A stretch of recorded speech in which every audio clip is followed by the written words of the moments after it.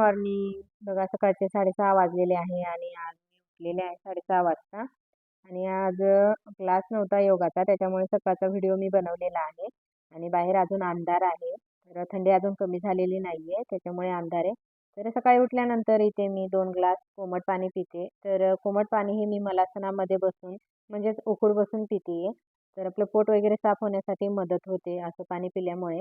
आणि आपण जे सकाळी पाणी पितो त्याने शरीर डिटॉक्स होतं. म्हणजे आपल्या शरीरातले जे विषारी द्रव्य असतील, घटक असतील, ते बाहेर पडण्यासाठी मदत होते. त्याच्यासाठी सकाळी उठल्यानंतर कोमट पाणी, जिरं पाणी, मध लिंबू पाणी पिणं खूप फायदेशीर आहे. आणि ही सवय लावणं शरीराला खूप महत्त्वाचं आहे. त्याच्यानंतर पाणी पिल्यानंतर मी सकाळी टेरेसवर गेले होते. तर मला अधूनमधून जाता येत नाही. तर आज मला वेळ होता म्हणून मी टेरेसवर गेली. पाणी पिल्यानंतर थोडीशी फेरी मारली तिथे.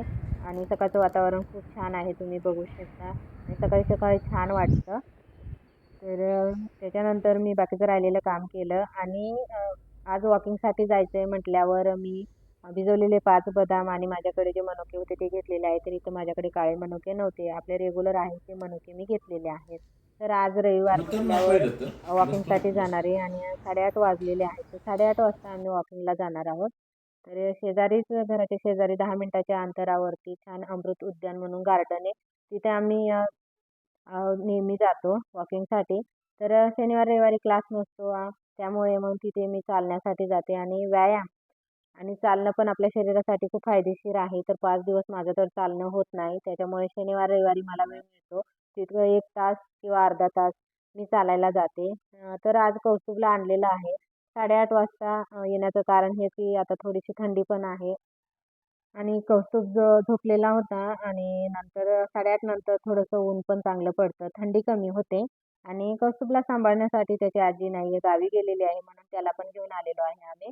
आणि मुलं पण घरात बसून बोर झालेले असतात, सारखं मोबाईल, टीव्ही बघत बसतात. आणि त्यांचं घरात बसून जास्त ॲक्टिव्हिटी होत नाही, शरीराची हालचाल होत नाही, खेळती नाही चांगले. त्याच्यामुळे ते जेवण पण करते नाही. बऱ्याच वेळा सारखं मोबाईल वगैरेच बघत असतात. आणि त्यांना असं बाहेर नेल्यानंतरच चालवलं, खेळवलं तर मुलं जे आपण जेवण आहे ते व्यवस्थित तरी करतात आणि त्यांची झोप पण चांगली होते. मुलं थोडेसे दमतात तरी. त्याच्यासाठी त्याला घेऊन आलेलो आहे.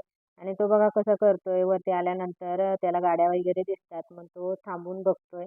छान वाटतंय त्याला इथं मोकळ्या वातावरणात. मुलं जर आले तर त्यांचं मन फ्रेश होतं. आनंदी राहतात ते, उत्साही वाटतं त्यांना. आणि खेळतात छान, मनसोक्त खेळतात, कारण की घराच्या बाहेर आलेले असतात. आणि आता ऊन पण पडलेलं आहे, त्याच्यामुळे थंडी पण थोडी कमी झालेली आहे. तर इथे खूप छान झाडं लावलेली आहेत आणि छान गार्डन बनवलेलं आहे. तर बरेच जण इथं वॉकिंगसाठी येतात, मेडिटेशन वगैरे करतात, योगा करतात. तर आम्ही थोडंसं उशिरा आलेलो आहे कौस्तुभमुळे, कारण की सकाळी सकाळी खूप थंडी पण असते. तर तुम्ही बघू शकताय मागे मेडिटेशन वगैरे करतायत. तर त्याच्यासाठी असं इतक्या निसर्गरम्य वातावरणात आपण जर गेलो तर आपला जो शारीरिक थकवा आहे, मानसिक थकवा आहे, तो इथं गेल्यानंतर कमी होतो. आपलं मन प्रसन्न होतं. घरामध्ये किंवा आपण एका ठिकाणी राहून आपलं मन जे आहे किंवा शारीरिक थकवा वगैरे आहे, मानसिक थकवा आहे, थोडासा तरी स्ट्रेस वगैरे असतोच आपल्याला. तर अशा मोकळ्या वातावरणात सकाळी गेलेलं खूप छान वाटतं. तर तुम्ही जर समजा जात नसाल, तर नक्कीच तुमच्या शेजारी कुठे गार्डन असेल तर सकाळी वॉकिंगला नक्की जा. तर मला हप्त्यातून 2 दिवस मिळतात, तर मी वॉकिंग करते. तर बघा कौस्तुभ कसं पळतोय. कौस्तुभसोबत मी वॉकिंग करते. तर इथे कौस्तुभला जर थोडंफार रनिंग केली आणि कौस्तुभसोबत मी पण रनिंग करते म्हटल्यावर मला वजन कमी करताना मला पण फायदा होतोय. आणि कौस्तुभ पळाल्यामुळे त्याचं पण शरीराची ॲक्टिव्हिटी होते आणि त्याला पण भूक लागते. आणि भूक लागल्यानंतर तो जेवायला मागतो. कारण की बऱ्याच वेळा काय होतं, मुलांना सर्वच खाण्याच्या वस्तू ते आपल्या हातात द्यावं लागतात. "अरे बाबा खा रे, हे खा, ते खा." पण मुलांचं कसं आहे, त्यांना भूकच जर लागत नसेल तर ते कसे ते खातात. त्याच्यासाठी त्यांना थोडंसं पळवलं, थोडंसं रनिंग वगैरे केली, त्यांच्याकडनं चांगले खेळ खेळून घेतले, तर त्यांची भूक वाढ होणार आहे आणि ते चांगले जेवण करणार आहे. आणि त्यांचं ते पण फिट आणि हेल्दी राहणार आहे. तर त्याच्यासाठी तुम्ही स्वतः जर जात असाल तर मुलांना पण थोडा वेळ घेऊन जात चला. म्हणजे त्यांच्या शरीराची ॲक्टिव्हिटी छान होणार आहे. आणि मुलं छान जेवण करणारे, पोटभर जेवण करणारे आणि आपण पण तक्रार कमी करणार आहे, की माझा मुलगा जेवतच नाही असं. तर बघा कसा पळतोय. तर असा कौस्तुभसोबत मी पण रनिंग करते. तर वजन कमी करताना आपण ज्यावेळेस वॉकिंग करतो त्यावेळेस रनिंग पण अधूनमधून केली पाहिजे. म्हणजे आपलं वजन कमी व्हायला मदत होते. तर महिन्यातून आपलं छान 1 ते 5 किलोपर्यंत वजन कमी होतं. कारण की रनिंग केल्यामुळे आपल्याला दम लागतो आणि घाम पण भरपूर येतो. तर वॉकिंग पण करायचे आणि रनिंग पण मध्ये-मध्ये करायचे. म्हटल्यावर खरंच आपलं वजन खूप छान पद्धतीने कमी होतं. बऱ्याच वेळा मैत्रिणींनो काय होतं माहिती आहे का, आपण सकाळी वॉकिंगसाठी म्हणजे चालण्यासाठी वेळ काढतो. पण आपल्याला व्यायामासाठी वेळ मिळत नाही. पण ज्यावेळेस तुम्ही वॉकिंग करत असाल ना, त्यावेळेस तुम्ही वॉकिंग करता तुम्ही रनिंग करा आणि मध्ये-मध्येच अशा एक्सरसाइज करा, की तुमचं जर वजन वाढलेलं असेल तर मांड्यांची शेपच्या भागाची चरबी कमी होईल. कारण की मी पण कधीतरी वॉकिंगला आले. शनिवार, रविवारी वॉकिंगला येते. दिवसभरातून माझ्याकडनं एक्सरसाइज होत नाही. मला वेळच मिळत नाही नंतर. मग आता मी वॉकिंगसाठी वेळ काढलेला आहे म्हटल्यावर मी काही एक्सरसाइज पटकन करून घेणार. म्हणजे माझं एक्सरसाइज पण होणार, चालणं पण होणार, थोडीफार रनिंग पण होणार. म्हणजे वजन कमी व्हायला छान मदत होणार. तर तुम्ही अशा पद्धतीने स्ट्रेचिंग पण देऊ शकताय. मांड्यांच्या शिरच्या भागाचे जे स्नायू आहेत ते मोकळे होणार आहेत. शरीर एकदम लवचिक होणार आहे आणि काही गुडघेदुखीचा त्रास असेल, कंबरदुखीचा त्रास असेल तो पण कमी होणार आहे. कारण की बऱ्याच वेळा काही ज्या स्त्रिया आहेत, महिला आहेत किंवा काही पुरुष मंडळी आहेत ते वॉकिंगसाठी वेळ काढतात. पण एक्सरसाइजला त्यांना वेळ मिळत नाही. पण तुम्ही ज्यावेळेस वॉकिंगसाठी वेळ काढतात ना, ते वॉकिंग करता असं एका ठिकाणी उभं राहून हे एक्सरसाइज करा. तर मी आता 2 दिवस एक्सरसाइज तर नाही करणार. पण वॉकिंग करता काही स्ट्रेचिंग, काही एक्सरसाइज करू शकता. त्याच्यासाठीच मी हे एक्सरसाइज करते आणि मला पण दिवसभरातनं नंतर वेळ मिळत नाही. त्याच्यासाठी वॉकिंग करता हे एक्सरसाइज मी ज्या करते त्या तुम्ही नक्की फास्ट करा. तर बघा इथे पळत-पळत जाऊन एका साईडला टच करायचं, वाकायचं. कमरेचा पण छान व्यायाम होतो आणि फास्ट पळल्यामुळे दम लागतो आणि घाम खूप छान निघतो. त्याच्यामुळे घाम खूप वन येतो. तुम्ही वन करून टू बघा. वन टू खरंच खूप फरक पडतो. ज्या मैत्रिणींना एक्सरसाइजसाठी अजिबात वेळ नाही, पण तुम्ही चालण्यासाठी वेळ काढताय, वॉकिंगसाठी वेळ काढताय.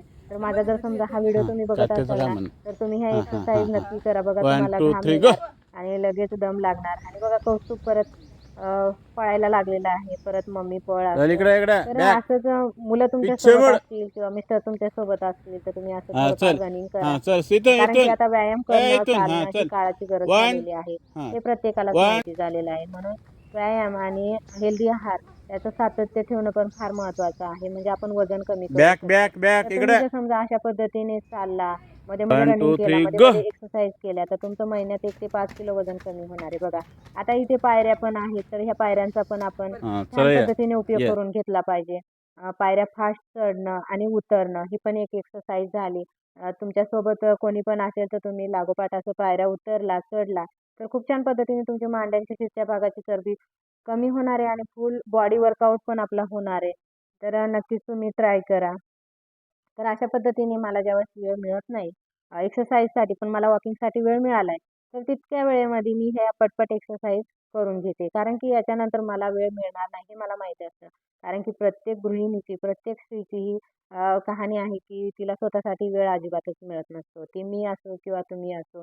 प्रत्येकीला आपल्या घरकामातून, आपल्या मुलांमधून आपल्याला स्वतःसाठी वेळ मिळत नाही. म्हणून ज्यावेळेस आपल्याला वेळ मिळेल ना, ती ती वेळेची संधी करून घ्यायची बघा. ती वेळ सोडायची नाही. पटकन एक्सरसाइज करून टाकायची. तिथं मी स्ट्रेचिंग घेतलेलं आहे बघा आणि मांड्यांच्या शिरच्या भागाचं छान स्ट्रेचिंग घेतल्यामुळे आपले स्नायू जे आहेत ते छान ताणले जातात. कारण की मी आता रनिंग केलेले आहे. त्याच्यामुळे तिथे स्ट्रेचिंग पण करून घेतलेलं आहे. तर माझ्यासोबत मिस्टर आहेत आणि ते माझ्याकडून हे एक्सरसाइज करून घेतात.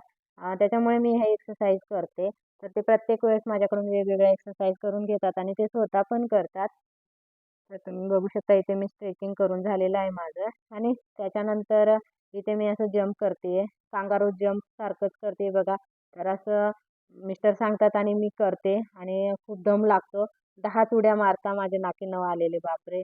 तर तुम्ही पण असं ट्राय करू शकता. पण जर समजा तुम्ही ज्यावेळेस घरी जाल त्यावेळेस तुमचे जे पाय आहेत, गुडघे आहेत ते तेलाने चांगले मालिश करा. कारण की मी मालिश केलेली आहे आणि करते. त्याच्यामुळे त्रास कमी होतो. गुडघेदुखीचा वगैरे त्रास होत नाही. त्याच्यानंतर मिस्टरांसोबत इथं बॅडमिंटन खेळते बघा मी. तर थोडा वेळ त्यांना बॅडमिंटन खेळायला आवडतं आणि त्यांच्यासाठी पण मी वेळ देते. ते माझ्यासाठी वेळ देतात. तर इथे बॅडमिंटन आम्ही 10-15 मिनिटं खेळलेलो आहोत. त्याच्यानंतर घरी आल्यानंतर मी छान स्मूदी केलेली आहे, ॲपल स्मूदी. तर माझ्यासाठी मी इथं चिया सीड भिजवून ठेवलेले होते रात्री 1 चमचा आणि चिया सीड स्मूदी घेतलेली आहे कारण की भूक तर खूप लागलेली होती. तर चिया सीड स्मूदी बघा घेतलेली आहे मी. ॲपल टाकलेला आहे आणि छान ही स्मूदी आहे. ती मी वॉकिंग करून आल्यानंतर घेतलेले आहे. एक्सरसाइज वगैरे केल्यानंतर शरीराची एनर्जी खर्च झालेली आहे. तर इथे आम्ही तिघांसाठी मी बनवलेली आहे. फक्त माझ्या ह्याच्यामध्ये मी चिया सीड टाकलेला आहे आणि कौस्तुभ आणि कौस्तुभच्या बाबांच्या स्मूदीमध्ये मी चिया सीड टाकलेलं नाही. तर मैत्रिणींनो, तुम्हाला हा व्हिडिओ कसा वाटला कमेंट करून नक्की सांगा. चॅनलला सबस्क्राईब करा, लाईक करा. धन्यवाद. थँक्यू.